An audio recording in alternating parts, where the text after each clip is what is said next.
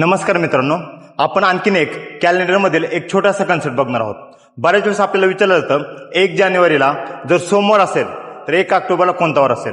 Okay, त्यानंतर 1 फेब्रुवारीला सोमवार असेल तर 1 मार्चला कोणता वार असेल, 1 नोव्हेंबरला कोणता वार असेल.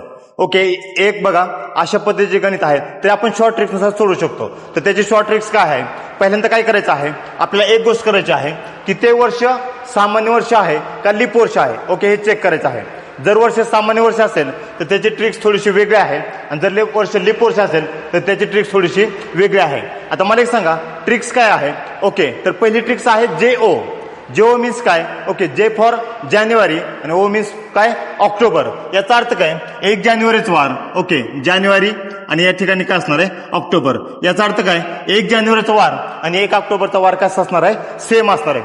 त्या ठिकाणी बघा इथं आहे FMN म्हणजे काय, फेब्रुवारी, मार्च आणि नोव्हेंबर. याचा अर्थ 1 फेब्रुवारी, 1 मार्च आणि 1 नोव्हेंबर सेम वार असणार आहे.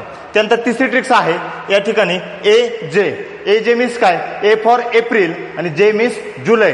याचा अर्थ AJ सेम असणार आहे. नंतर काय असणार आहे, SD म्हणजे काय, सप्टेंबर आणि डिसेंबर. ओके, आता एक बघा हे झालं सामान्य वर्ष. आता आपण काय केलं, या ठिकाणी JO होतं किंवा या ठिकाणी AJ होतं. AJ ला काय केलं, फक्त J जोडलं म्हणजे हे काय झालं, जानेवारी, एप्रिल आणि जुलै. ओके, त्यानंतर बघा MN मीन्स काय, मार्च आणि नोव्हेंबर. F मीन्स काय, फेब्रुवारी आणि ऑगस्ट. आणि SD इथं पण आहे, SD इथं पण आहे. SD मीन्स काय, सप्टेंबर आणि डिसेंबर. आता मला एक सांगा, जर तुम्ही ह्या 4 ट्रिक्स जर तुम्ही पाठ केल्या तर तुमच्या याच्यावरून काय होऊ शकतं की तुम्हाला कोणतेही कॅल्क्युलेशन न करता त्या महिन्याचा तो दिवस तुम्हाला या ठिकाणी काढता येईल. ओके, धन्यवाद.